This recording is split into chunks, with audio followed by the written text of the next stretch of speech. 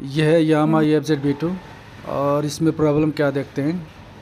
यह है इसका बैटरी जो कि बार बार डाउन हो रहा है। बाइक चलते चलते ही इसका लाइट जो है वो ऑटोमेटिक ऑफ हो जाता है। इसका बैटरी जो है डेड हो जाता है।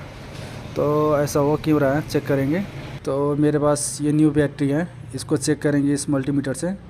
तो इसको 20 पे सेट करेंगे और इसका वोल्टेज मापते हैं कितना है। तो ये 11.91 दिखा रहा है। तो चलिए गाड़ी को स्टार्ट करते हैं और देखते हैं इसका वोल्टेज घट रहा है या बढ़ रहा है।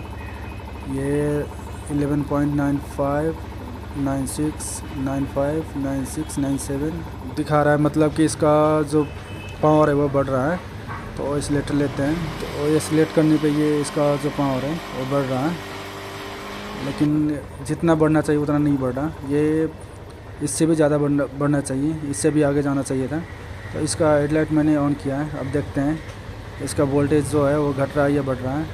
इसका वोल्टेज घट रहा है, जबकि घटना नहीं चाहिए। तो इसमें प्रॉब्लम यही है, जब हेडलाइट जलता है तो इसका जो पावर है वो कम होने लगता है और बैटरी डाउन हो जाता है। तो चलिए देखते हैं फॉल्ट कहाँ पे है।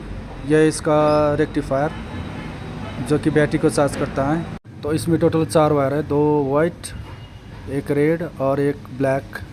ये दोनों वाइट जो दिख रहा है ये सीधा आता है मैग्नेट कॉइल से, और ये रेड वाला जो तार है ये जाता है बैटरी को, और ये जो ब्लैक वाला दिख रहा है ये अर्थिंग का वायर। तो रेड वाला जो वायर है उसको देखेंगे, ये बैटरी को जाता है। तो ये कहाँ से कैसे जाता है देख लेते हैं। ये यहाँ से होकर ऐसे यहाँ पे होता है एक कटआउट, स्टार्टर रिले, इसे स्टार्टर रिले बोलते हैं। इसमें होता है ये रेड वाला तार, जिसके कारण ये बैटरी चार्ज होता है, लेकिन बैटरी चार्ज नहीं हो रहा है, डिस्चार्ज हो रहा है।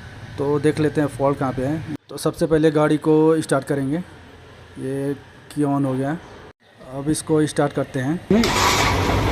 तो इस जैक में जो रेक्टिफायर है उसको निकाल लेंगे। निकालने के बाद में इसको चेक करेंगे। यहाँ पे जो 2 वाइट तार दिख रहा है उसको स्पार्क करेंगे।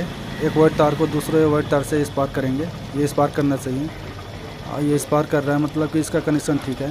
तो इस वाइट तार को अभी इधर बॉडी में स्पार्क करेंगे। बॉडी में स्पार्क नहीं होना चाहिए, ये स्पार्क नहीं हो रहा। तो इसको इधर भी स्पार्क कर लेते हैं, स्पार्क नहीं हो रहा। तो दूसरा जो वाइट तार है उसको भी इसी तरह चेक करेंगे, इसको स्पार्क करके देखेंगे, स्पार्क नहीं होना चाहिए। तो ये वायर भी स्पार्क नहीं हो रहा, मतलब कि इसमें भी फॉल्ट नहीं है। तो जहाँ पे स्पार्क करना चाहिए वहाँ पे स्पार्क कर रहा है, जहाँ पे नहीं करना चाहिए वहाँ पर नहीं कर रहा, मतलब कि यहाँ तक का जो कनेक्शन है वो सही है, और साथ ही साथ मैग्नेट कॉइल भी सही है। और ये रेड वाला जो वायर है इसका कनेक्शन भी सही है, मैंने चेक किया था, बीप का साउंड दिखा रहा है।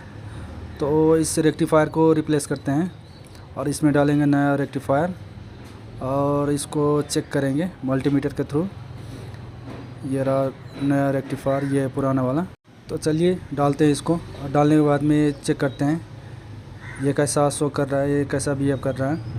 तो मल्टीमीटर से सबसे पहले इसका वोल्टेज चेक करेंगे। ये 12 दिखा रहा है, और गाड़ी को ऑन करेंगे। गाड़ी को ऑन करने के बाद में स्टार्ट करेंगे और स्टार्ट करके देखते हैं इसका वोल्टेज घट रहा है या बढ़ रहा है। तो 11.45 दिखा रहा है। अब स्टार्ट करते हैं।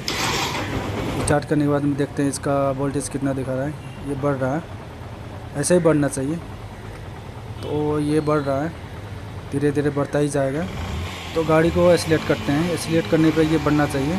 तो इसका वोल्टेज एक्सीलेट करने पे इंक्रीज़ हो रहा है। ये कम से कम 14 शो करना चाहिए, ये 14 शो कर रहा है, मतलब कि ये सही है।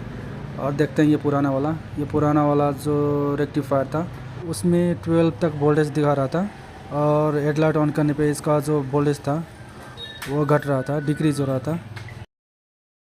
तो नया रेक्टिफायर को देख लेते हैं। ये 14 तक शो कर रहा है, मतलब कि ये सही है। लेकिन इसका एक लास्ट टेस्ट करेंगे।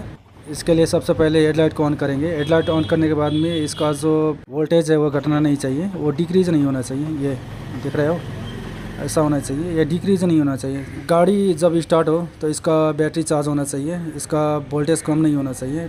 तो हेडलाइट ऑन करने के बाद भी इसका बैटरी चार्ज हो रहा है, तो बार बार बैटरी डाउन हो रहा है। इसी रेक्टिफायर का प्रॉब्लम था। तो ये पुराना वाला रेक्टिफायर मैंने चेंज करके नया रेक्टिफायर इसमें डाल दिया है। तो आपका भी अगर बैटरी बार बार डाउन हो रहा है तो इसी तरह चेक कर सकते हैं समस्या कहाँ पे है, आप खुद ही इसे सॉल्व कर सकते हैं। Thank you.